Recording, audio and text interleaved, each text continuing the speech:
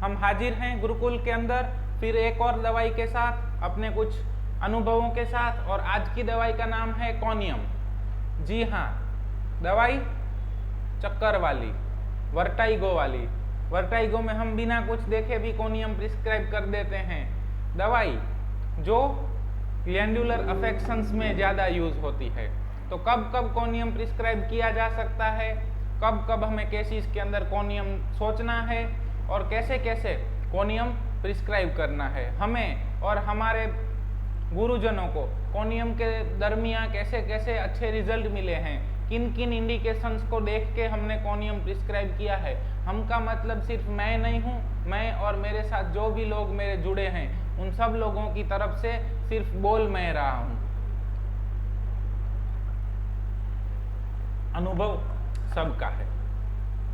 और कोनियम की शुरुआत करते हैं एक केस के साथ, non case of prostate swelling और ओल्ड एज।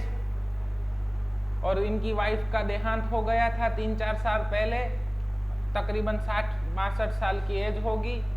और प्रोस्टेट स्वेलिंग, यूरिनेशन, ड्रिबलिंग, इन सब कंप्लेन के साथ प्रेजेंट हुए थे। प्रोबेबल शायद इन्वेस्टिगेशन कराएं तो मैलिग्नेंट डिसीज भी हो सकता है। और वहाँ पे हमने कोनियम प्रिस्क्राइब किया और ड्रास्टिक इम्प्रूवमेंट मिला। पेशेंट तकरीबन 10 महीने से ऑन ट्रीटमेंट थे और उनको कोई दिक्कत नहीं थी, रिपोर्ट्स भी सब अच्छे आ गए। सो इसी तरीके से चाहे डिसीज मैलिग्नेंट हो, बिनाइन हो, कुछ भी हो, लेकिन इंडिकेशंस हो तो वो मेडिसिन एक्ट करेगा और करेगा। तो कब कब कोनियम प्रिस्क्राइब किया जा सकता है, कौन कौन से इंडिकेशन है कोनियम प्रिस्क्राइब करने के लिए। पहला इंडिकेशन है चिली, दूसरा इंडिकेशन है थर्स्टी, तीसरा इंडिकेशन है लेफ्ट साइडेड। अब ये 3 इंडिकेशन हमने आपको इतनी बार रटाए हैं कि ये इंडिकेशन तो मिस होने ही नहीं चाहिए। अब चिली, थर्स्टी, लेफ्ट साइडेड और ग्लैंडुलर अफेक्शन मिलता है तो medicine can be conium. Glandular affection का मतलब क्या होता है, चाहे टॉन्सिलाइटिस हो, चाहे लिम्फेडेनाइटिस हो, चाहे एब्डोमिनल लिम्फ नोड एनलार्जमेंट हो, चाहे टेस्टिस का इन्फ्लेमेशन हो, चाहे ओवरी का इन्फ्लेमेशन हो, चाहे प्रोस्टेट का इन्फ्लेमेशन हो, चाहे प्रोस्टेट का कोई भी दिक्कत हो, इवन चाहे हाइपरटेंशन ही क्यों ना हो, कार्डियोमायोपैथी हो, कार्डियोमेगाली हो या और कोई ग्लैंड इन्वॉल्व हो, चाहे पेंक्रियाज इन्वॉल्व हो, चाहे डायबिटीज हो, चाहे स्प्लीन इन्वॉल्व हुआ हो, ऐसे डिसीज जिसमें स्प्लीनोमेगाली हो जाता है, वहां सब जगह पे अगर मरीज thirsty, chilly and left sided मिले तो कोनियम प्रिस्क्राइब किया जा सकता है। डेबिलिटी और असेंडिंग पैरालिसिस, कौन कौन से ऐसे कंडीशन है जिसमें असेंडिंग पैरालिसिस होता है, नॉन एज गुलन-बेरी सिंड्रोम, GBS। सो असेंडिंग पैरा, दूसरा एक मेडिसिन हमने आपको बताया था असेंडिंग पैरालिसिस के लिए। सो अब लिखिए असेंडिंग पैरालिसिस और उसमें ये 2 मेडिसिन लिख दीजिए। अपना रेपर्टरी अपने आप बनाते जाइए, मटीरिया मेडिका का स्टडी करते जाइए और वो जो आपका मिलेगा, जो 3 महीने, 4 महीने, 5 महीने, 6 महीने आपने जो गुरुकुल में पढ़ा, उसका अपना मटीरिया मेडिका के नोट्स, अपने रेपर्टरी के नोट्स वो आपके होंगे। और अब जब आप उनके ऊपर प्रैक्टिस करेंगे तो रिजल्ट मिलना और मिलना ही पड़ता है, क्योंकि ये अनुभव की चीजें हैं।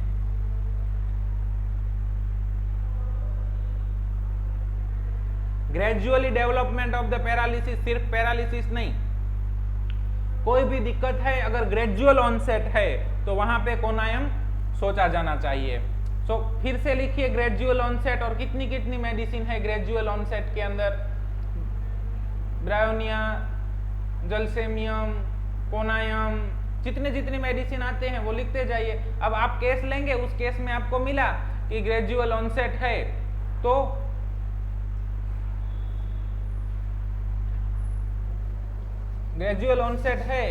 क्या करना है, ग्रेजुअल ऑनसेट है तो क्या करना है। तो आपको मिला कि डॉक्टर साहब पहले शुरू हुआ, फिर धीरे धीरे धीरे धीरे धीरे धीरे बढ़ता गया। तो अब क्या करना है बढ़ता गया तो,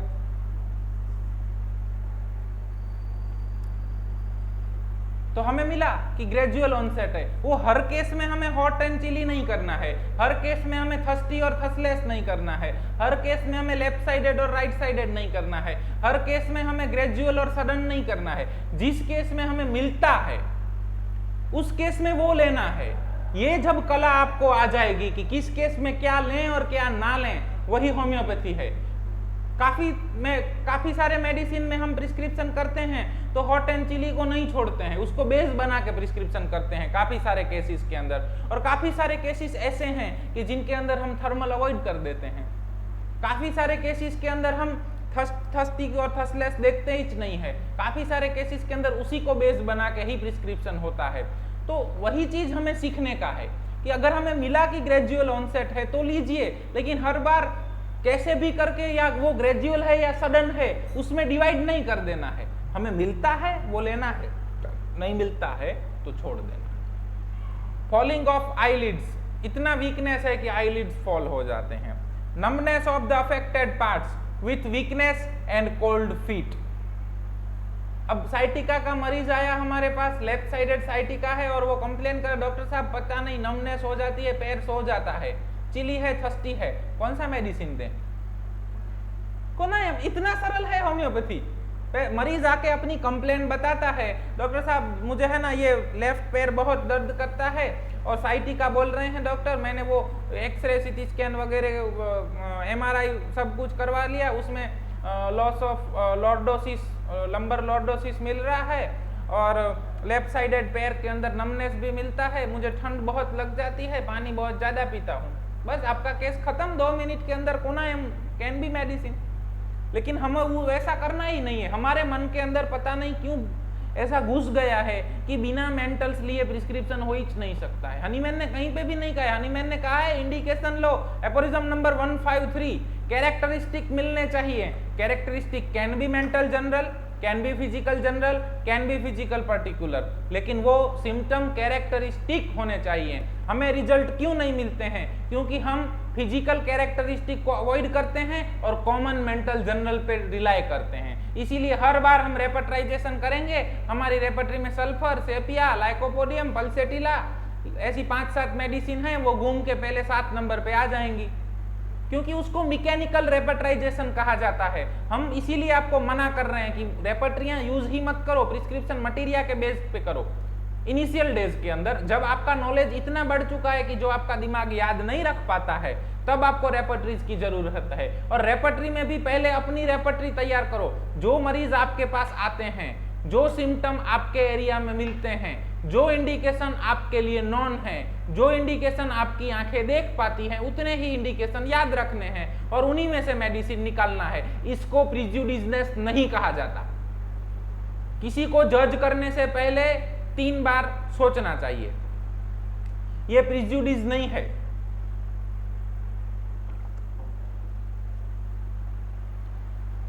ये कोई धारणा नहीं बांध चुके हैं। हम स्टडी अपना रुका नहीं है, हम कंटिन्यू आगे बढ़ रहे हैं। जैसे जैसे नई मेडिसिन आएंगे, नई इंडिकेशन आएंगे, वो लिखते जाएंगे। लेकिन हर एरिया के अंदर, हर पॉपुलेशन के अंदर, हर जगह पे हर डॉक्टर को कुछ इंडिकेशन ही मिलते हैं। सभी को सभी इंडिकेशंस नहीं मिलते हैं, सभी को सभी मेडिसिन भी नहीं आती हैं।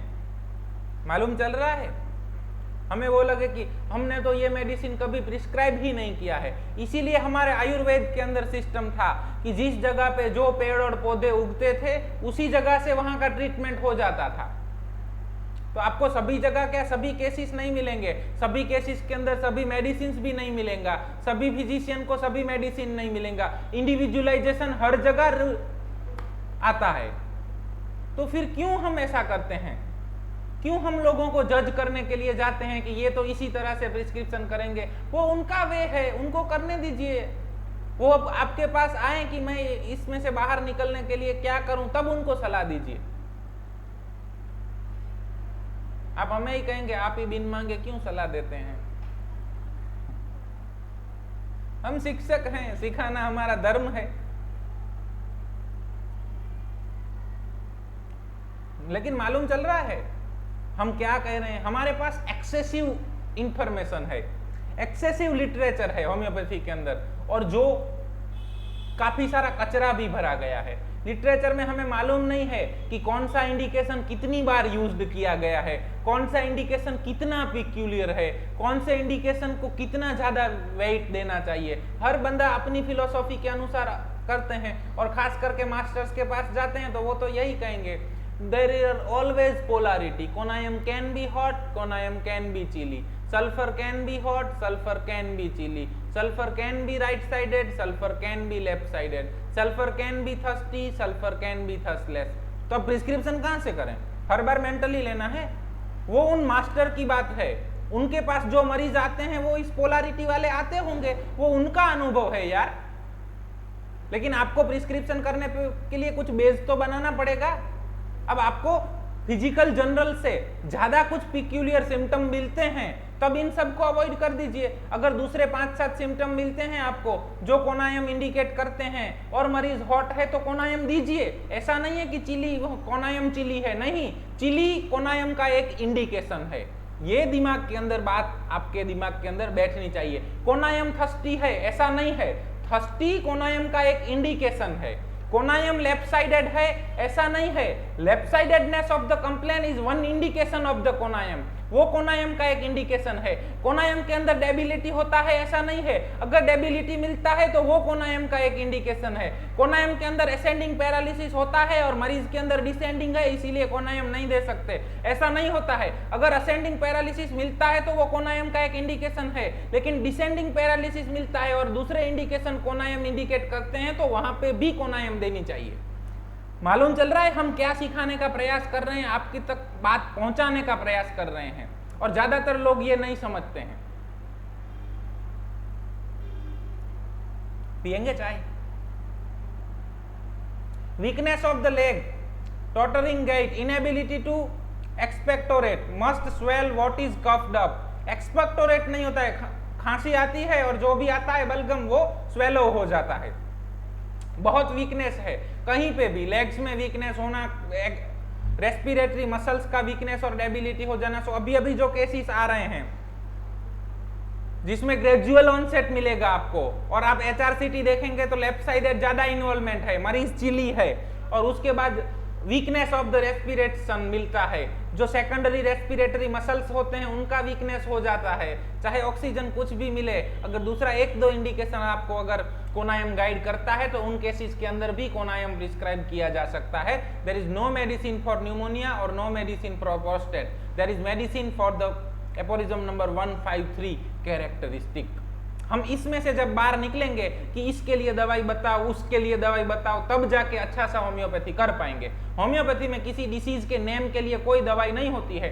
हाँ, दवाई हो सकती है, आप कंप्लीट सिम्टम लेके आएंगे तो आपको दवाई मिलेगा। लेफ्ट साइडेड हैंड के ऊपर ट्यूमर है, बिनाइन ट्यूमर है, चिली है, थर्स्टी है, वीकनेस है और प्रीमेच्योर ओल्ड एज है। इसके लिए क्या मेडिसिन हो सकता है? कोनायम, ठीक है। लेफ्ट साइडेड पैर के अंदर ज्यादा कॉन्स हैं, चिली है, थर्स्टी है, लेफ्ट साइडेड है, प्रीमेच्योर ओल्ड है और numbness in left sided leg मिलता है, तो इसके लिए कौन सा मेडिसिन हो सकता है? कोनायम। साइटिका है, लेफ्ट साइडेड साइटिका है, चिली है, थर्स्टी है, वीकनेस है, प्रीमेच्योर ओल्ड एज है, कौन सा मेडिसिन हो सकता है? कोनायम, ठीक है। लेफ्ट साइडेड ओवेरियन सिस्ट है, थर्स्टी है, चिली है, प्रीमेच्योर ओल्ड है, अर्ली मेनोपॉज है, तो कौन सा मेडिसिन हो सकता है? कोनायम। लेफ्ट साइडेड रिनार्ड स्टोन है, थर्स्टी है, चिली है, वीकनेस है, numbness of left sided leg है, कौन सा मेडिसिन हो सकता है? कोनायम। जब आप कंप्लीट सिम्टम लेके आते हैं, location, sensation, modality and concomitant, तो उसके लिए होम्योपैथी में से मेडिसिन मिल सकता है, लेकिन there is no medicine for nosological name of the disease. ये बात समझिए।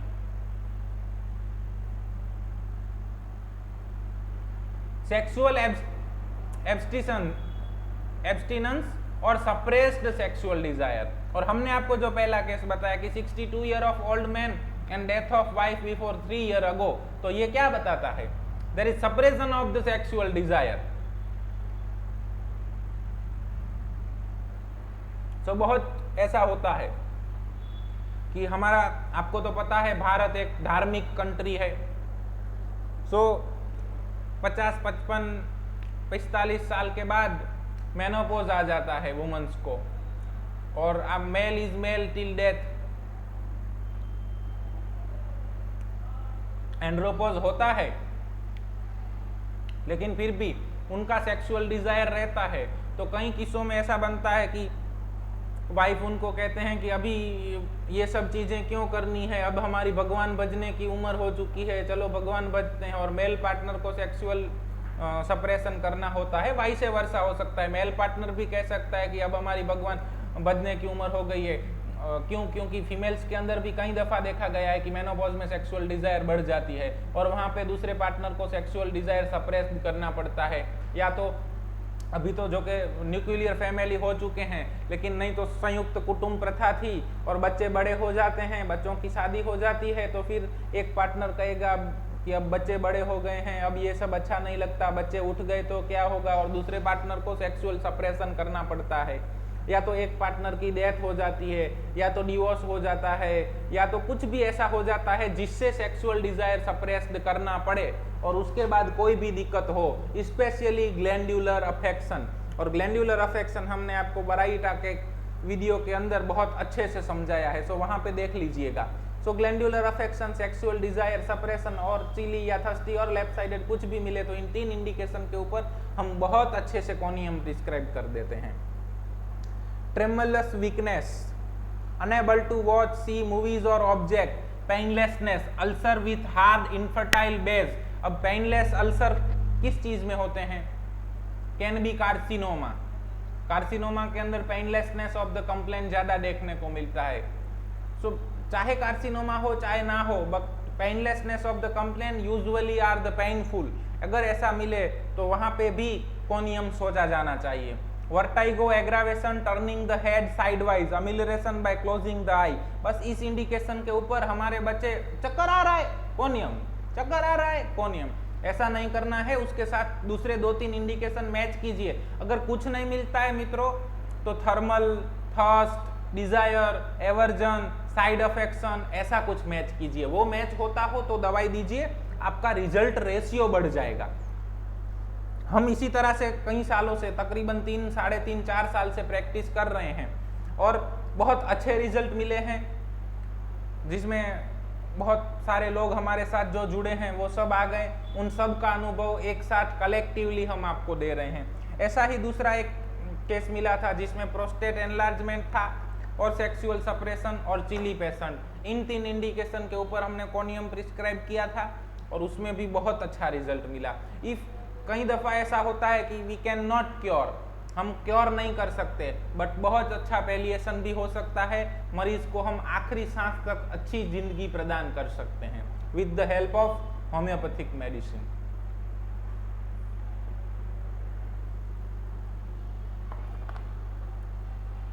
एनलार्जमेंट और dwindling of mammas, nodes in mamma, mamma congested before and during menses, mammary gland, again glandular infiltration और ग्लैंडुलर अफेक्शन। सो एक case था fibroadenoma of left breast, chilly patient, thirsty, case close, conium prescribe कर दिया गया और उनको भी बहुत अच्छा रिजल्ट मिला है। जो उनको before menses heaviness of the breast, pain, ऐसी सब दिक्कतें थी वो सब अच्छी हो गई हैं। अभी दूसरा मेमोग्राफी करवाना बाकी है। सो फाइब्रोइडिनोमा का क्या हुआ वो हमें मालूम नहीं है, लेकिन हम आपके तक ये अपना अनुभव पहुंचाना चाहते हैं। अगर उसके अंदर नोड्स नहीं है, एनलार्जमेंट ऑफ ब्रेस्ट नहीं हुआ है, उसके अंदर फाइब्रोइडिनोमा नहीं है, लेकिन बिफोर और ड्यूरिंग मेंसेस अगर कोई भी दिक्कत होता है तो कोनायम सोचा जाना चाहिए। अगर ब्रेस्ट में पेनफुल, कंजेशन और हैवीनेस महसूस होता है तो कोनायम सोचा जाना चाहिए। दूसरा कौन सा मेडिसिन है?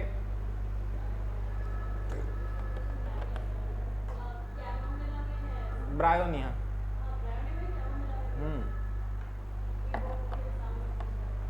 अब लिख के रख दीजिए, heaviness of breast during menses.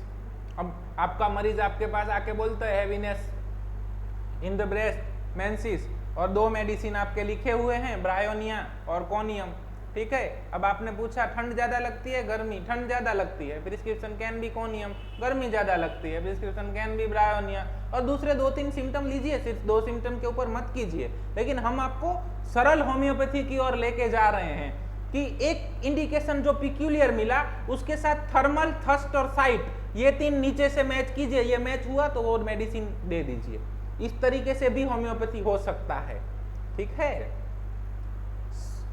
श्रीवेलिंग of the mamma with increased sexual desire, so sexual desire increased है लेकिन सप्रेस भी करना पड़ता है, तो वहां पे भी कोनियम सोचा जाना चाहिए। ग्लैंड्स हार्डन एंड गेट सोर, एट्रोफी और इंड्यूरेशन ऑफ द टेस्टिस, कोई भी ग्लैंड हार्ड हो जाना, टोनी हार्डनेस मिलता है तो वहां पे भी कोनियम प्रिस्क्राइब किया जा सकता है। इवन एट्रोफी और इंड्यूरेशन ऑफ द टेस्टिस मिलेगा, वहां पे भी कोनियम प्रिस्क्राइब करना। एट्रोफी और इंड्यूरेशन ऑफ द ओवरी मिला तो भी कोनियम प्रिस्क्राइब किया जा सकता है। एट्रोफी ऑफ मेमोरी ग्लैंड मिला तो भी कोनियम प्रिस्क्राइब किया जा सकता है। एट्रोफी ऑफ थायराइड, एट्रोफी और इंड्यूरेशन ऑफ द लीवर, वो क्या कहा जाता है एट्रोफी ऑफ लीवर को? सिरोसिस। सिरोसिस के अंदर क्या हो जाएगा? श्रिंकन लीवर हो जाएगा ना, हाँ श्रिंकन हो जाता है, ठीक है। इवन एट्रोफी और इंड्यूरेशन इन द कौन सा ग्लैंड? मास्टर ग्लैंड किसी को कहा जाता है? पिट्यूटरी ग्लैंड, तो वहां पे भी कोनियम सोचा जाना चाहिए। तो अगेन ये सब ग्लैंडुलर इन्फिल्ट्रेशन में आ जाता है। क्लियर? दे सकते हैं ना, दे सकते हैं, दे सकते हैं। हमें नहीं आता है, मालूम है, हम इस तरीके से सोच नहीं पाते हैं, और हर बार अगर ग्रोथ रिटार्डेशन हो तो कलकेरिया और कलकेरिया फोस ऐसा सब कुछ सोचते हैं, वो हमारा फॉल्टी थिंकिंग है, हमारा मिस्टेक है। अगर वहां पे आपको ग्रोथ रिटार्डेशन के अंदर पिट्यूटरी ट्यूमर या इंड्यूरेशन ऑफ द पिट्यूटरी या atrophy of the pituitary gland ऐसा कुछ मिलता है तो वहां पे भी कोनियम सोचा जाता है। अगर दूसरे इंडिकेशन फेवर करते हैं तो अच्छे रिजल्ट मिलेंगे। ये out of the box homeopathy है। आपको अपने जो भी सर्कल है उसे क्या बोलते हैं? आपका कंफर्ट जोन, जहां पे आप कंफर्ट करके बैठे हुए होते हैं कि बस मेंटल रिटार्डेड चाइल्ड कलकेरिया का, एसिडिटी के लिए नक्स वोमिका, पाइल्स के लिए एस्क्यूलस, मुंह में छाले पड़े बोरेक्स, ठीक है, इस तरीके से। और इवन चक्कर आ गए तो वर्टाइगो है तो कोनियम, इस तरीके से आपका फिक्स्ड पैटर्न होता है और आपको उसमें से कुछ रिजल्ट भी मिले हुए हैं तो आपको अच्छा भी लगता है कि नहीं हमें तो होम्योपैथी आता है और इसी को होम्योपैथी कहते हैं। इसी तरीके से रिजल्ट मिलते हैं। आपकी बात भी सच है लेकिन कुछ अंतर तक ही। उसके बाद अगर आपको अच्छे रिजल्ट चाहिए वहां पे आपको उसी तरह से 20, 25, 30% केसेस के अंदर रिजल्ट मिल सकता है। उससे ज्यादा रिजल्ट चाहिए तो आउट ऑफ द बॉक्स सोचना पड़ेगा, इस तरीके से सोचना पड़ेगा। कोई भी मेडिसिन किसी भी जगह आ सकती है, इंडिकेशंस मिलने चाहिए और इस तरीके से प्रैक्टिस करेंगे तो 70-80% केसेस के अंदर अच्छा रिजल्ट मिलता है। ये हमारा सब लोगों का अनुभव है और इसीलिए हम आपको कहते हैं कि इस तरीके से कीजिए क्योंकि ये सरल है। आप एट द बिगिनर लेवल के ऊपर आप जस्ट इंटर्नशिप पास करके या 4th ईयर पास करके या नया नया प्रैक्टिस शुरू करना है या गांव में करना है, आपको माइंड लेना नहीं आता है या तो आपके पास अपने रिलेटिव्स आते हैं जो मेंटल सिम्टम्स नहीं बताते हैं, कुछ भी ऐसे सब आपके जो प्रश्न हैं वो सब यहाँ पे सॉल्व हो जाते हैं। लेकिन आप लोगों को ऐसा लगता है कि सर हमें फोर्स करते हैं। मैं नहीं कहता हूँ कि मैं कह रहा हूँ कि मैं कर रहा हूँ वैसा करो, लेकिन अकॉर्डिंग टू मी ये सबसे सरल हो सकता है हमारे लिए, क्योंकि मैंने सब अप्रोचेस के अंदर जाके देखा, प्रिस्क्रिप्शन करके देखा और मुझे ये सबसे सरल लगा मेरे लिए। आपके लिए नहीं भी हो सकता है तो मत कीजिए, लेकिन हमें जब तक विश्वास है जितने लोग हमारे साथ जुड़े हैं सबको ये सरल लगा और इसी तरीके से उनको रिजल्ट भी मिलते हैं। 5, 10, 15 मिनट के अंदर केस भी उनका क्रैक हो जाता है, मरीज भी बोर नहीं होता है। लेकिन हमारे यहाँ क्या हुआ था कि मरीजों को ऐसा लगा होम्योपैथी नहीं आना है, तुम 2-2, 3-3, 4-4 घंटे बिगाड़ते हो, ऐसा कह देते हैं। तो उनको भी कह सकते हैं कि 15 मिनट में हम आपको छूट लीव कर देंगे, ठीक है, तो अच्छे से रिजल्ट मिलते हैं। हमने कुछ अनुभव करने के बाद अपने अनुभव आपके तक पहुंचाए हैं। हम किसी अप्रोच के किसी वे के विरोधी नहीं हैं, उन सब की अपनी अपनी जगह है। हम ये आपको सिर्फ बिगिनिंग दे रहे हैं, जर्नी आपको लेनी है उसके बाद, ठीक है। कोई पहले दिन से मास्टर नहीं बन जाता है, मास्टर बनने के लिए 25, 30, 35, 40 साल लगते हैं। और इसीलिए हम भी अपने आप को नहीं कह रहे हैं कि इसमें से एक भी लाइन हमारी है, नहीं है, ये सब मास्टर्स का है। हमारा कुछ अनुभव है जो बीच बीच में हम आपको इसके अंदर देते जाते हैं। Alternating state, excitement with sadness, insanity with other mental symptom, quarrelsomeness with silent depression और इंडिस्पोजिशन टू टॉक, इसको क्या बोलते हैं? कौन से डिसीज में अल्टरनेटिंग स्टेट आता है? मेडिसिन के साथ बायस मत होजिए, आपको सिर्फ अल्टरनेटिंग स्टेट मिलना चाहिए। उसके सामने पल्सेटिला भी लिखिए, कोनायम भी लिखिए, यस मूड स्विंग्स, उसके सामने और एक मेडिसिन अभी हमने पढ़ाई है कुछ दिन पहले, वो भी आती है, वो भी लिखिए। तो आपको जब अल्टरनेटिंग सिम्टम मिले तो सीधा उस रूब्रिक के अंदर देखिए 5, 7, 10 दवाइयां मिलेंगी, उस रूब्रिक को लिख लीजिए, दूसरा रूब्रिक लीजिए, तीसरा लीजिए, तीनों में कॉमन हो ऐसी शायद 1 या 2 ही दवाइयां मिलेंगी। मटीरिया मेडिका से डिफरेंस करके प्रिस्क्राइब कर दीजिए, 15 मिनट के अंदर आप प्रिस्क्रिप्शन कर सकते हैं। दिन में आप 30, 40, 50 और आपकी प्रैक्टिस जैसे जैसे होती जाएगी आप 100, 150, 200, 250 मरीजों को देख सकते हैं। जनरल प्रैक्टिस की तरह होम्योपैथी किया जा सकता है विथ ऑल लॉज, इसमें कोई भी लॉ को हम कॉम्प्रोमाइज नहीं कर रहे हैं, फिर भी किया जा सकता है। ये सरल होम्योपैथी है और हमें आप तक ये पहुंचाना है। ये हनीमैन साहब का होम्योपैथी है। So mental alternate with mental भी मिल सकता है, मेंटल अल्टरनेट विथ फिजिकल भी मिल सकता है, फिजिकल अल्टरनेट विथ फिजिकल भी मिल सकता है। Skin greenish as if old bruise की तरह ग्रीन स्किन देखने को मिले, अगर स्पेशली ओल्ड एज के अंदर हमें ऐसा देखने को मिलता है तो it is indication for conium. Hot flushes और sweat on dropping off to sleep, अब जब भी मेनोपॉजल सिम्टम और हॉट फ्लशिश आते हैं तो हमें कौन सा मेडिसिन याद आता है? लेकेसिस, सेपिया, लेकिन कभी कभार कुनायम भी याद कीजिए। मालूम चल रहा है? हम हॉट फ्लशिश के साथ मेडिसिन ले लेते हैं, उसको बायसनेस कहा जाता है, उसको प्रिजुडिसनेस कहा जाता है। हम आपको ये कह रहे हैं कि हॉट फ्लशिश मिले, लिख लीजिए हॉट फ्लशिश, ग्लैंडुलर इन्फिल्ट्रेशन मिले, लिख लीजिए ग्लैंडुलर इन्फिल्ट्रेशन, लेफ्ट साइडेड मिले, लिख लीजिए लेफ्ट साइडेड, चिली मिले, लिख लीजिए चिली, थर्स्टी मिले, लिख लिया थर्स्टी। अब ऐसा मेडिसिन ढूंढो मटीरिया मेडिका में से जो ये पोर्ट्रेट ऑफ डिसीज हो, तो शायद एक ही मेडिसिन निकलेगा और वो है कोनियम। ये भी होम्योपैथी ही है, लेकिन क्या है कि लोगों को इतना कॉम्प्लेक्स की आदत हो चुकी है, बहुत से लिटरेचर में सब कुछ पढ़ के इतने होशियार होके सब बैठे हैं कि उनको सिर्फ क्रिटिसाइज करना, गलत बताना, यही चीजें दिमाग में आती है।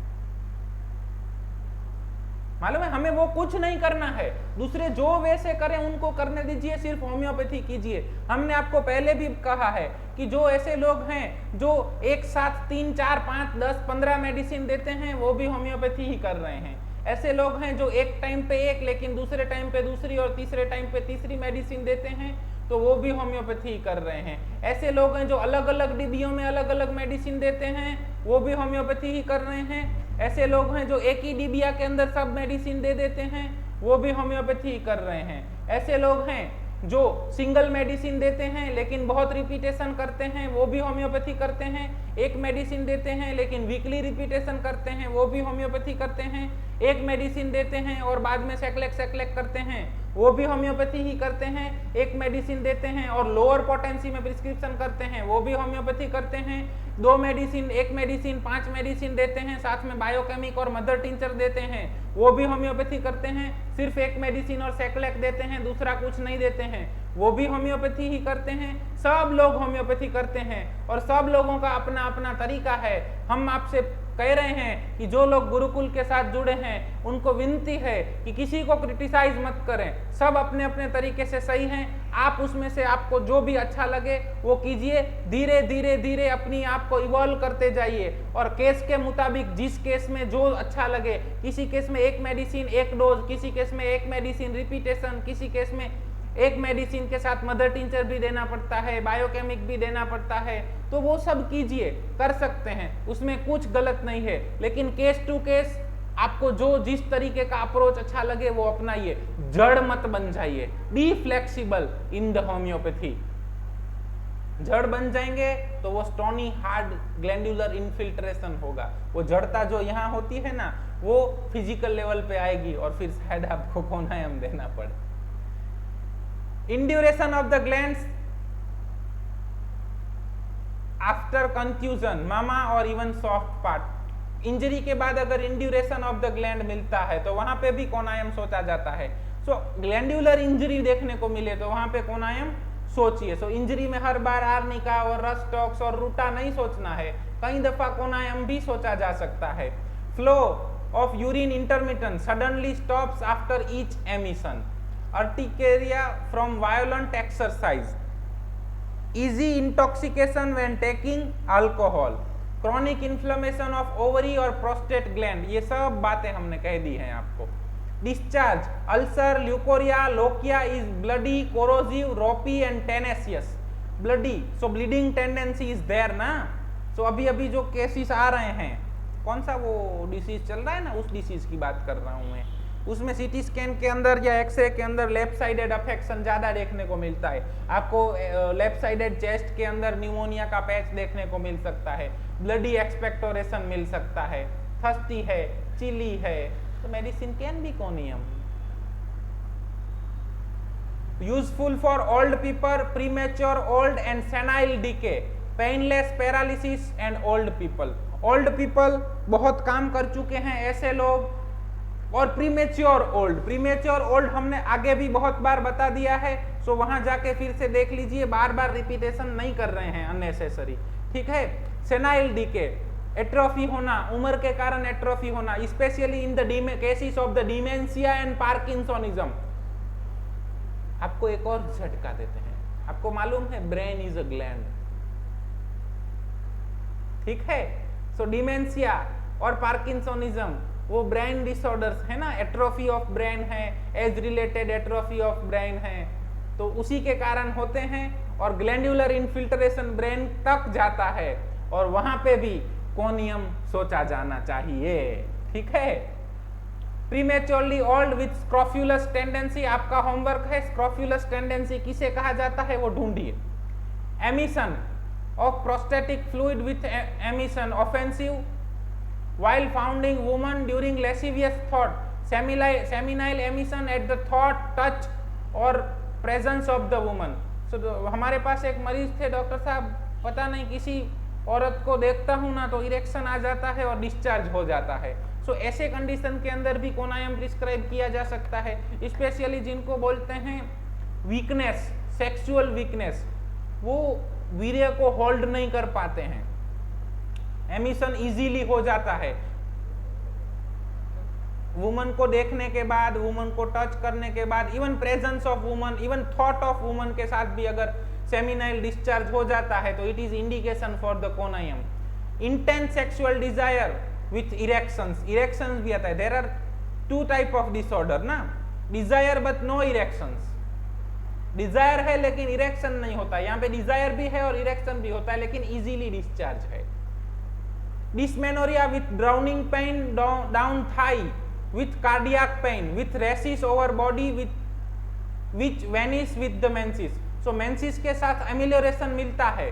अब आप सोचिए, at the age of menopause, hot flushes, increased sexual desire और skin eruption, urticaria और with menses amelioration मिलता है, तो आप कौन सा मेडिसिन सोचेंगे?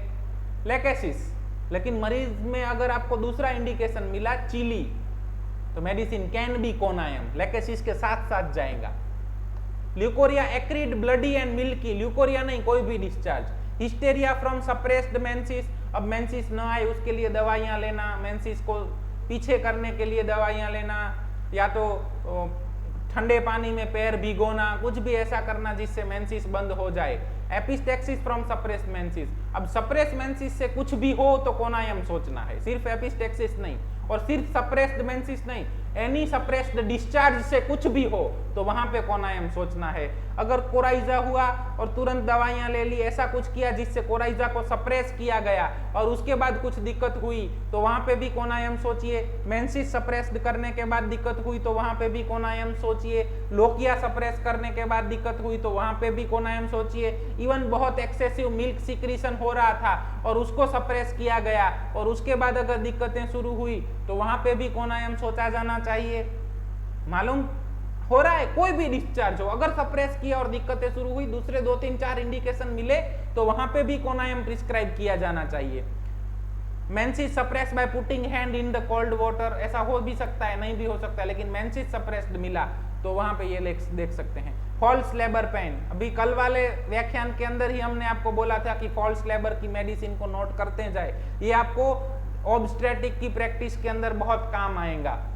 होम्योपैथी वहां पे भी एक्ट कर सकता है, हम नहीं करते हैं, हमें नहीं आता है, हमारे अंदर लैक ऑफ सेल्फ कॉन्फिडेंस है और हमने देखा नहीं है, इसका मतलब ऐसा नहीं है कि नहीं होता है। एकम सत्यम विपरा वदति बहुधा, एक ही सत्य को अलग अलग तरीके से बहुत बार कहा जा सकता है और सत्य सबकी पहुंच से परे हो सकता है। होम्योपैथी हमारे मित्र हैं, गुरु भी कह सकते हैं, डॉक्टर हितेश पटेल सूरत से, वो बहुत अच्छे कहते हैं कि होम्योपैथी के लिए एक न्याय प्रयोग आ जाता है, संस्कृत में जिसे बोलते हैं अंधजन न्याय, अंधे लोगों को हाथी दिखाना।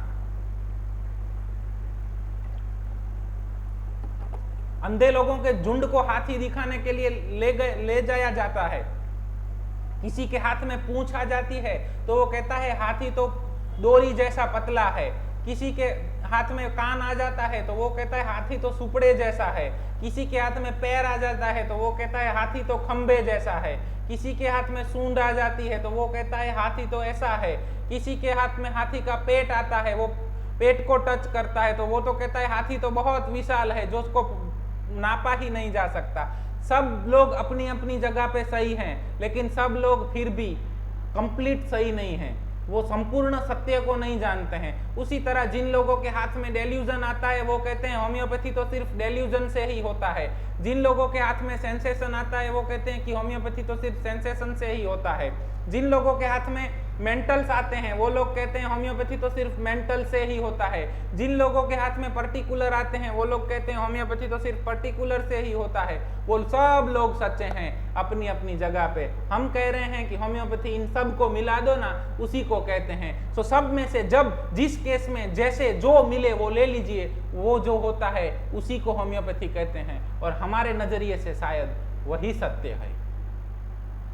हैवीनेस और drooping of the eyelids, cataract from confusion, intense photophobia, out of all proportion और इवन विदाउट इन्फ्लेमेशन। अब cataract from confusion, so injury के बाद कैटरैक्ट होना, अब हमें ऐसा लगता है कि cataract is a purely surgical disease, इसके अंदर तो कुछ नहीं हो सकता, ऐसा हम बार बार बोल देते हैं क्योंकि ना वो सर्जरी इज वेरी इजी ना, इसीलिए। लेकिन ओल्ड मास्टर ने लिखा है तो कैटरैक्ट के अंदर भी उनको रिजल्ट तो मिले होंगे, अब उनको मिले हैं तो हमें क्यों नहीं मिल सकते, हम भी उनके जितनी मेहनत करें तो हमें भी मिलेंगे। तो अगर कोई ऐसे मरीज हैं जो सर्जरी के लिए नहीं जाना चाहते, जिनको इंजरी हो गई थी, बच्चे ने पैर मार दिया और उसके बाद कैटरैक्ट डेवलप हुआ है, चिली है, लेफ्ट साइडेड आई के अंदर कैटरैक्ट है, मेडिसिन कैन बी कोनायम और दीजिए, रिजल्ट तो मिलेगा, एटलीस्ट पेलिएशन होएगा। Ear wax, blood red, constant desire to वॉलन as lump in the throat के अंदर लंप लगना, food goes to wrong way when swallowing, coldness of stool and flatus, stool cold आना, see it is a rare, ऐसा अगर indication मिलता है तो कोनायम सोचा जा सकता है। Pain in the kidney if urge to urinate is not attended to quickly, अगर पेन चालू होता है, यूरिन जाने को होता है, अगर यूरिन नहीं गए ना तो पेन बढ़ जाता है। Old man with enlarge prostate, dry spasmodic cough from dry spot in the larynx, aggravation night and lying down, must sit up for the relief. So asthma के केसेस जहां पे उनको रात को बैठ जाना पड़ता है, मालूम चल रहा है, तो वहां पे भी कोनायम सोचा जाना चाहिए, हमने प्रिस्क्राइब किया था। अस्थमा, रात को सो नहीं पाते हैं, काफी सालों से उनको टोबैको स्मोकिंग का आदत था, सो सीओपीडी कह सकते हैं, रादर अस्थमा, और उनके साथ उनको कार्डियक अफेक्शन था, past history of myocardial infarction, और दूसरे 2-3 इंडिकेशन मिले, हमने उनको कोनियम प्रिस्क्राइब किए थे 30 के अंदर, और ड्रास्टिक इंप्रूवमेंट, बहुत अच्छे रिजल्ट मिले। Breast flabby and sunken, nodules और stitching pain in the mamma, stony hard, induration of the breast with pricking pain, aggravation at the night. सिर्फ मामा नहीं, कोई भी ग्लैंड। अब बार बार हम आपको वो नहीं समझाने वाले। Aversion to company during pregnancy, during pregnancy सिर्फ कंपनी नहीं, कोई भी तकलीफ होता है ड्यूरिंग प्रेगनेंसी, अगर दूसरे इंडिकेशन हैं तो कोनायम प्रिस्क्राइब किया जाना चाहिए। अब आप जब एंटीनेटल केयर का प्रैक्टिस करते हैं, स्पेशली हमारे कुछ लोग हैं जिनका हमारे ऊपर मैसेज भी है कि एंटीनेटल केयर के अंदर लीजिए, so during antenatal care, during pregnancy, अगर पेशेंट को एवर्जन टू कंपनी है, ब्रेस्ट पेन है, हैवीनेस ऑफ द ब्रेस्ट है, और वर्टाइगो है, चिली है, थर्स्टी है और लेफ्ट साइडेड है, medicine can be conium. So conium totality में आ रहा है, लेकिन ड्यूरिंग प्रेगनेंसी है तो it is indication for conium. दूसरे मेडिसिन वहां पे रूल आउट करके कोनायम दिया जा सकता है, लेकिन प्रेगनेंसी में हर बार कोनायम दे देना जरूरी नहीं है, और कोनायम सिर्फ प्रेगनेंसी में एक्ट करेगा ऐसा भी जरूरी नहीं है। Breast flabby and shrunken, nodules, cirrhosis, affection of the breast. तो कई दफा ऐसा देखने को मिला, ब्रेस्ट अफेक्शन, मेमोरी ग्लैंड का कोई भी अफेक्शन हो। अब सिरोसिस ऑफ लीवर के अंदर या तो विदाउट सिरोसिस गायनेकोमास्टिया देखने को मिलता है हमें, तो वहां पे भी कोनायम सोचा जा सकता है। एक मरीज के अंदर हमने गायनेकोमास्टिया में प्रिस्क्राइब किए थे, specially left sided gynaecomastia at the age of the puberty, और दूसरा इंडिकेशन था फैमिली हिस्ट्री के अंदर कार्सिनोमा, स्पेशली ग्लैंडुलर कार्सिनोमा। इन 3 इंडिकेशन के ऊपर हमने उनको कोनायम प्रिस्क्राइब किया था। सो इस तरीके से प्रिस्क्राइब किया जा सकता है। प्रिस्क्रिप्शन करने के बहुत सारे वेज हैं, हम आपको बार बार कहते हैं कि एकम सत्यम विपरा वदति बहुधा, एक ही सत्य को विद्वान लोग अलग अलग 100 तरीकों से कहते हैं, और वो 100 तरीके सत्य ही होते हैं। नहीं आया, पता नहीं, अच्छा हो गया होगा तो नहीं आए होंगे। Yellowness of the nail, complaints ameliorated, hanging down the limbs, specially rheumatic pain. अब रूमेटिक पेन है, आरए पॉजिटिव है, चाहे रूमेटॉइड आर्थराइटिस है, चाहे ऑस्टियोआर्थराइटिस है, लिम्ब पेन होता है, specially left sided, chilly, thirsty, glandular infiltration, suppressed sexual desire, nodules, before during menses aggravation, इनमें से कुछ भी इंडिकेशन मिले तो वहां पे भी कोनियम प्रिस्क्राइब किया जा सकता है। रूमेटिक हार्ट डिसीज के अंदर भी कोनियम प्रिस्क्राइब किया जा सकता है। हमें पैथोलॉजी से दोस्तों कोई मतलब ही नहीं है, हमें मतलब है इंडिकेशन से, हमें मतलब है PQRS से। Sweat copious on lying down and closing the eyes, dreams, enemies, confuse, anxious, accident, fights and frightful, इनमें से कोई भी ड्रीम मिले तो वहां पे भी कोनियम सोचा जाना चाहिए। कॉजेशन, मेंटल, अनसेटिस्फाइड और सप्रेस्ड सेक्सुअल डिजायर। अब विदाउट सेक्सुअल पार्टनर भी हो सकता है, विथ सेक्सुअल पार्टनर भी हो सकता है। बहुत से ऐसे केसेस हमें देखने को मिलते हैं कि जहां पे एक पार्टनर एक्सेसिव इंडस्ट्रियस हो या गोल ओरिएंटेड हो, जिनको अपने काम के लिए, बिजनेस के लिए बाहर रहना पड़ता हो, या तो उनका गोल उसमें हो कि वो जब अपने पार्टनर को मिले तो बहुत फटीग्ड हो और वो सेक्सुअल इंटरकोर्स नहीं कर पाते हो, तो दूसरे पार्टनर को अपनी डिजायर सप्रेस्ड करनी पड़ती है, या तो उसकी डिजायर अनसेटिस्फाइड रह जाती है। दूसरा कि एक्चुअल सेक्सुअल इंटरकोर्स का नॉलेज ही न होना बहुत अच्छा होता है, और हमें ऐसा लगता है कि शायद conium is very good medicine for uterine fibroid और यूटेराइन कैंसर और सर्वाइकल कैंसर, क्योंकि ज़्यादातर ऐसा होता है कि पूरा सेक्सुअल इंटरकोर्स का नॉलेज न होने की वजह से मेल पार्टनर पूरा सेक्सुअल इंटरकोर्स 1, 2 या 3 मिनट में, 5 मिनट में ख़त्म कर देते हैं, और उसके बाद फीमेल पार्टनर का सेक्सुअल डिजायर अनसेटिस्फाइड रह जाता है due to pressure of the society, और due to the social condition, और due to the moral condition, और due to the any other condition. वो दूसरा पार्टनर भी फाइंड आउट नहीं कर सकते, नहीं करते हैं या नहीं करना चाहते हैं, लेकिन उनका लॉन्ग टाइम के लिए सेक्सुअल डिजायर अनसेटिस्फाइड रहता है, so it is a indication for conium. दूसरा विडोज हैं, डिवोर्सीज हैं, अकेले रहते हैं, दूर दूर रहते हैं, बच्चे बड़े हो चुके हैं, जगह की कमी है, या तो सेक्सुअल डिजायर इंक्रीज्ड है जो दूसरा पार्टनर सेटिस्फाइड नहीं कर सकता है।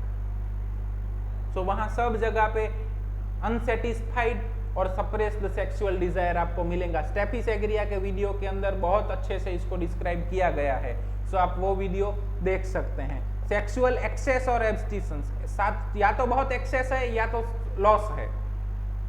हमने आपको बोला ना वो पोलैरिटी वाला। अब लॉस मिलता है तो भी कोनायम सोचा जा सकता है। ऐसा नहीं है कि कोनायम में तो एक्सेसिव सेक्सुअल डिजायर है, नहीं। Excessive sexual desire is one indication for conium, sexual abstinence is second indication of the conium. कुछ भी मिले, 3 4 5 इंडिकेशन मिले, कोनायम प्रिस्क्राइब किया जा सकता है। हमें आप तक जो बात पहुंचानी है वो ये है, मटीरिया मेडिका तो सिर्फ एक जरिया है, कोनियम तो सिर्फ एक जरिया है। हम आपको ये किस तरीके से सोचना है वो पहुंचाना चाहते हैं। अब अभी सिंस मॉडर्न एरा, पिछले 25 30 35 सालों से अनसेटिस्फाइड सेक्सुअल डिजायर बहुत बढ़ता जा रहा है। क्यों? क्योंकि डिजायर बढ़ती जा रही है। क्यों? क्योंकि इंफॉर्मेशन टेक्नोलॉजी के साधन इतने बढ़ चुके हैं कि हर बार बहुत सी डिजायर्स होने लगती हैं और हर बार सेटिस्फाइड नहीं हो पाती हैं। और अभी पहले क्या था कि वर्कलोड इतना नहीं था, लोग ज़्यादातर फार्मिंग करते थे तो फ्री रहते थे, एंटरटेनमेंट के दूसरे कोई साधन नहीं थे। अभी तो TV, mobile, internet, IT sector का ज़माना है, वेब सीरीज, टीवीज, सीरियल्स, बहुत कुछ एंटरटेनमेंट के साधन हैं। पहले एंटरटेनमेंट के साधन नहीं थे तो उनके लिए शायद सेक्सुअल इंटरकोर्स इज प्लेजर, ये एक डिवाइन प्रोसेस है। हम लोग सेक्स को बहुत गलत तरीके से लेते हैं कि ये कुछ गलत है, खराब है। ऐसा नहीं है, इट इज़ डिवाइन प्रोसेस जहाँ पे दो आत्माओं का मिलन होता है। एक सर्वे आया था अभी, ड्यू टू लॉकडाउन इनफर्टिलिटी के केसेस में काफ़ी सारा गिरावट हुआ है, क्योंकि लोग मेंटली, इमोशनली और फिजिकली एक दूसरे के करीब आने लगे हैं। जब इनफर्टिलिटी के ऊपर लेंगे तब बहुत अच्छे से इस सब को और मायाजम के अंदर बहुत अच्छे से एक्सप्लेन कर सकते हैं, क्योंकि अभी टाइम बहुत हो जाएगा इसके अंदर एक्सप्लेन करने जाएंगे तो। लेकिन अनसेटिस्फेक्शन, डिससेटिस्फेक्शन बहुत बढ़ जाता है, वो चाहे सेक्सुअल इंटरकोर्स में हो। क्यों?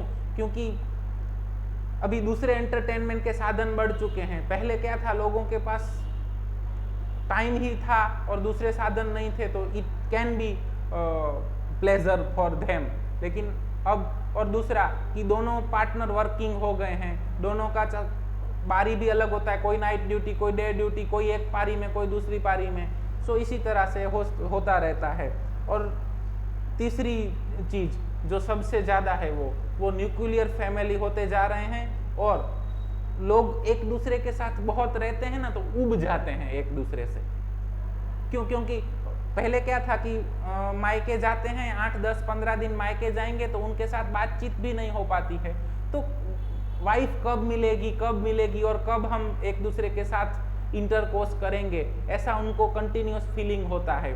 और फिर वो जब मिलते हैं वो इमोशन के अंदर, तो अच्छे से सेक्सुअल सेटिस्फाइड होते हैं। लेकिन अब due to internet, due to mobile, वो एक दूसरे के साथ ही जुड़े रहते हैं। तो बहुत करीब जाते हैं ना, तो बैक्टीरिया दिखाई देने लगते हैं। एक क्या बोलते हैं उसको, मैग्नीफाई ग्लास से देखोगे ना तो हर जगह बैक्टीरिया दिखाई देने लगेगा। प्रेम का भी ऐसा होता है, बहुत रिलेशन है, बहुत प्रेम होता है, लेकिन शादी के बाद धीरे धीरे प्रेम घटता जाता है, झगड़े होने लगते हैं और फिर डिवोर्स की तरफ जाते हैं। क्यों? उसका यही कारण है कि जब आप बहुत एक दूसरे के करीब रहने लगोगे ना, तो एक दूसरे से उब जाओगे। थोड़ा डिस्टेंस भी जरूरी है, थोड़ा दूर रहना भी जरूरी है। और इसीलिए हमारी भारतीय परंपरा के अंदर थोड़े थोड़े दिनों में अपनी बेटी को मायके ले जाने वाला प्रोग्राम होता रहता था, कि वो जब एक दूसरे से उब जाते हैं ना, दूर रहने लगते हैं, तो एक दूसरे का उनको जरूरत महसूस होता है। दूसरा, अकेला पड़ गया बंदा, मनोरंजन का कोई साधन नहीं है, कोई भी, both male and female partner, वो अकेले पड़ गए, एंटरटेनमेंट का कोई साधन नहीं है, तब जाके उनको अपनी सेक्सुअल पार्टनर की वैल्यूज होती है कि उसके साथ मैं बहुत खुश था, मुझे खुशी मिल रही थी। सो वो उसकी और कदर करने लगते हैं। अभी तो बहुत सारे गेम्स हैं, इंटरनेट हैं, सोशल मीडिया है वाला वगैरह वगैरह। सो उनको अभी लोगों को सेक्स की इतनी एक पार्टनर को ज़रूरत भी महसूस नहीं होती है और दूसरे को अनसेटिस्फाइड रहना पड़ता है। सो ये सब सोशल डायलेमा है जिसके ऊपर बहुत कहा जा सकता है, और इसके ऊपर अगर व्याख्यान लेने को बैठे तो सिर्फ 2-3-4 घंटे इसी के ऊपर भी लिया जा सकता है, और मायाजम भी इसके अंदर समझाए जा सकते हैं। इमोशनल एक्साइटमेंट, सिर्फ सेक्सुअल नहीं, कोई भी इमोशनल एक्साइटमेंट मिले तो वो भी कॉज हो सकता है डिसअपॉइंटेड लव। सो सिर्फ natrum mur, ignatia, acid phos, aurum met नहीं है, कोनायम भी सोचा जाना चाहिए। डिसअपॉइंटमेंट ऑफ लव के बाद अगर ग्लैंडुलर इन्फिल्ट्रेशन देखने को मिलता है, अगर बिनाइन या मेलिग्नेंट पैथोलॉजीज मिलती हैं, तो it is more indicative to the conium. Physical injury of the gland from falls blows at suppressed menses नहीं, सप्रेस्ड एनी डिस्चार्ज, तो वहां पे भी कोनायम सोचा जाना चाहिए। मॉडलिटीज, कंसोलेशन, एग्रावेशन, दूसरी कौन सी मेडिसिन है? हाँ, तो आप अपना रूब्रिक लिखिए कंसोलेशन, एग्रावेशन, और उसके अंदर ऐड कीजिए अब conium. Physical aggravation in winter, at night, at lying down, and alcohol, seeing objects in motion. So हमारे पास एक केस था, पास्ट हिस्ट्री ऑफ कार्सिनोमा, फिर उन्होंने दूसरा वे का ट्रीटमेंट ले लिया, अच्छे हो गए, लेकिन अब मॉर्निंग सिकनेस नहीं, वो क्या बोलते हैं, कार सिकनेस का दिक्कत था। लेकिन कब, जब वो आंखों बंद करके बैठ जाए ना तो वॉमिटिंग नहीं होती है, लेकिन वो बारी में से देखे ना तो उनको वॉमिटिंग होती है, चिली और thirsty. Glandular infiltration, mammary gland का कार्सिनोमा हुआ था, लेफ्ट साइडेड ही था। हमारा प्रिस्क्रिप्शन ज्यादातर thermal desire, aversion, side affection और स्लीप पोजीशन के ऊपर ज्यादातर बेस्ड होता है, हर बार नहीं। इस चीज को रखिए। अब हमारे साथ जब प्रैक्टिस करने को बैठेंगे, हम वो अच्छा तरीका है जब हम आपको सिखा सकें, तब आपको पता चलेगा, लेकिन ज्यादातर इसी के ऊपर होता है और हम निराश नहीं होते हैं, रिजल्ट अच्छे मिलते हैं। सो उसके अंदर हमने कोनियम प्रिस्क्राइब किया था और बहुत अच्छा रिजल्ट मिला है। Cold food, turning in bed and moving head quickly, periodicity every 14th day, amelioration after Poisson and continue motion. अब मोशन एमिलोरेशन दूसरा कौन सा मेडिसिन है? रस्टॉक्स। तो उसके साथ साथ हम कोनियम भी लिख, रोमेटॉइड आर्थराइटिस, ऑस्टियोआर्थराइटिस के मरीज हैं तो रस्टॉक्स के साथ साथ कोनियम भी लिखा जाना चाहिए। रस्टॉक्स में राइट साइडेड अफेक्शन मिले तो रस्टॉक्स ज्यादा सोचना, लेफ्ट साइडेड अफेक्शन मिले तो कोनियम ज्यादा सोचना। रस्टॉक्स में ऐसा होता है और कोनियम में ऐसा होता है, ऐसा नहीं पढ़ना है हमें, वो एकेडमिक पार्ट है, वो दवाई याद रखने के लिए अच्छा है, प्रैक्टिस करने के लिए हमें ये वे अच्छा लग रहा है, सरल लग रहा है। Food and drinks, craving for salt, coffee and sour things. अब लेफ्ट साइडेड चिली और सॉर डिजायर, कौन सा मेडिसिन आएगा? सेपिया, लेकिन साथ साथ कोनियम भी लिखिए। Aversion to bread, disagree to milk. अब milk disagree, chilly patient, operation after और इंजरी आफ्टर, कौन सा मेडिसिन आएगा? स्टेफिसेगरिया। अब साथ साथ कोनियम भी लिखिए, और अल्कोहल। सो ये सब फिजिकल सिम्टम थे। अब हम देखते हैं mental indication for the conium. Dullness और prostration of the mind, difficult thinking and comprehending. Dullness and prostration. अब कल हमने कौन सा मेडिसिन लिया था? तो पता कीजिए, हर रोज देखिए, नहीं पता है ऐसा क्यों चलेगा? ठीक है। Very forgetful, weak memory specially for the date, averse to even indifference to business and work. कुछ करने का मन ही नहीं करता है, सब कुछ छोड़ देना है, तो वहां पे कोनायम सुन। डॉक्टर साहब मन ही नहीं होता है, धंधे पे जाने का भी मन नहीं होता है। अब हमारे पास एक मरीज थे, diabetes, chilly patient, indifference to business और पास्ट हिस्ट्री में कुछ रिकरेंट टॉन्सिलाइटिस। इन 4 इंडिकेशन के ऊपर हमने वहां पे भी कोनियम प्रिस्क्राइब किया था और बहुत अच्छा रिजल्ट है। वेल मैनेज्ड डायबिटीज, सो प्रिस्क्राइब किया जा सकता है। कल हमने लिया था बोरेक्स, तो जिसके अंदर हमने आपको बताया कि मेंटल के अंदर क्या करना है, तो इरिटेबल, एंग्री लिख के उसके सामने बोरेक्स लिख देना है। अब लिखना है डलनेस, प्रोस्ट्रेशन एंड फॉरगेटफुल, इसके सामने लिख देना है कोनायम। इतना ही लीजिए, शुरुआत के अंदर मेंटल डिफरेंशिएशन इस तरीके से ही कीजिए, ये पहला स्टेप है। आप इस स्टेप बाय स्टेप जाएंगे ना हम लोग, तो गलतियां कम होंगी। और हमारे लिए एक रूब्रिक लिया जाता है कॉशियस, हम ऐसा पहले से ही जुगाड़ लगाते हैं कि गलती कम हो ना हो। Depressed, can not bear contradiction. अब हमने आपको बोला था कि कॉन्ट्राडिक्शन कैन नॉट बियर, कौन कौन सी medicine, lachesis, lycopodium, ferrum, aurum और अब कोनियम। सो लिखिए कॉन्ट्राडिक्शन, इंटॉलरेंस, उसके सामने ये मेडिसिन लिखते जाइए। अब आपको ऐसा पिक्चर मिलता है कि इंटॉलरेंस कॉन्ट्राडिक्शन है, लेकिन डल और प्रोस्ट्रेटेड, इजीली फटीग्ड बैठा हुआ आदमी है, तो वहां पे कोनियम सोचा जाना चाहिए। सिर्फ हम मेंटल के बारे में ही बताते हैं, ठीक है। डल है, ओल्ड एज है, लेकिन कॉन्ट्राडिक्शन बियर नहीं करता है, और ग्लैंडुलर अफेक्शन ज्यादा है और लेफ्ट साइडेड है, तो कोनियम सोचा जाना चाहिए।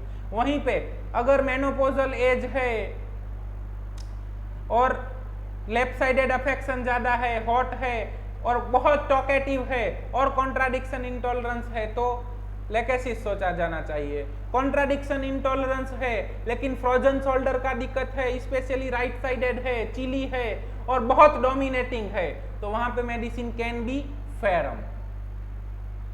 मालूम चल रहा है? कॉन्ट्राडिक्शन इंटॉलरेंस है, सुसाइडल थॉट्स हैं, तो वहां पे मेडिसिन कैन बी ओरम। इस तरीके से डिफरेंशिएशन ऑन मेंटल प्लेन एक दो इंडिकेशन लेके होगा। अभी हमें पूरा पिक्चर लेने के लिए नहीं दौड़ना है, पूरे पिक्चर का टाइम आएगा तब हम आपको पूरा पिक्चर दिखाएंगे, लेकिन अब अपनी रेपर्टरी इस तरीके से बनाएं। अगर नहीं बनाना है तो ऐसी रेपर्टरी जिसको आप माइंड के लिए कभी यूज नहीं करते हैं, कौन सी? बोरिक रेपर्टरी, जो क्लिनिकल रेपर्टरी कहा जाता है, लेकिन उसका माइंड पोर्शन डिफरेंशिएशन करने के लिए यूज कीजिए। बहुत अच्छे से डॉक्टर बोरिक ने दिया हुआ है, और फिर उसके मुताबिक अपना अनुभव करते जाइए। उसमें से जो अच्छा लगे वो लीजिए, ना लगे तो छोड़ दीजिए। Wants to wear his best cloth, trifle seems important. छोटी छोटी बात है उसको बहुत लग जाती है, छोटी बातों पे गुस्सा होना, छोटी बातों पे रो देना, छोटी बातों पे एंजाइटी कर देना, कुछ भी छोटी छोटी बातें बहुत इंपॉर्टेंट लगती हैं। Fear of being alone yet avoid society, उसको एक अकेले हो जाने का फियर है लेकिन कंपनी भी एवर्जन है। मेक्स यूजलेस परचेजेस वेस्ट और ruin them। अब कई लोगों को शॉपिंग मैनिया होता है, कुछ जरूरत नहीं है ऐसी चीजें भी लेते रहते हैं। क्यों? क्योंकि अकेले पड़ गए हैं। क्यों? क्योंकि बहुत सेक्सुअल डिजायर है। अकेले रहते हैं तो सेक्सुअल डिजायर बहुत परेशान करता है, इसीलिए वो शॉपिंग करने के लिए, माइंड डाइवर्ट करने के लिए चले जाते हैं। ऐसा हर जगह नहीं होता है। अगर कोई शॉपिंग करता है तो ऐसा अज्यूम नहीं कर लेना है कि वो सेक्सुअल डिजायर उसमें ज्यादा है।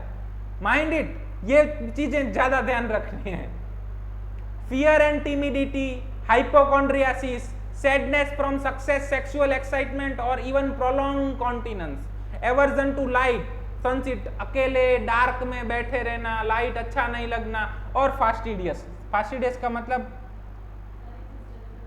नो। सो आपका होमवर्क है hurried, cleanliness mania for, true, proper, fastidious, इन सब का डिफरेंशिएशन कीजिए। अगर आपको नहीं आता है तो आप माइंड के अंदर गलत रूब्रिक सिलेक्ट करेंगे, गलत मेडिसिन की ओर जाएंगे, और अल्टीमेटली आपको लगेगा कि होम्योपैथी मुझे नहीं आता है, होम्योपैथी में रिजल्ट नहीं मिलता है, होम्योपैथी फेल्स है। क्यों? क्योंकि आप स्टेप बाय स्टेप नहीं गए हैं, आपको नहीं आता है वो भी चीजें ले रहे हैं। हमें कई बार बच्चे पूछते हैं, सर ये रूब्रिक नहीं मिलता है, तो हम बोलते हैं छोड़ दो। नहीं मिलता है तो छोड़ दो ना, जो मिलता है उसके ऊपर फोकस कीजिए, जो वेरीफाइड है उसके ऊपर फोकस कीजिए, तभी जाके अच्छे से होम्योपैथी कर पाएंगे। और ये होम्योपैथी है, इस तरीके से हम होम्योपैथी करेंगे तो बच्चा बच्चा होम्योपैथी कर पाएगा। घर घर होम्योपैथी, हर घर होम्योपैथी। जय होम्योपैथी, जय हनीमैन। Thank you. किसी को कोई प्रश्न कोनियम के अंदर? ज्यादा से ज्यादा लोग होमवर्क करें, पूरे का पूरा वीडियो देखें, अपने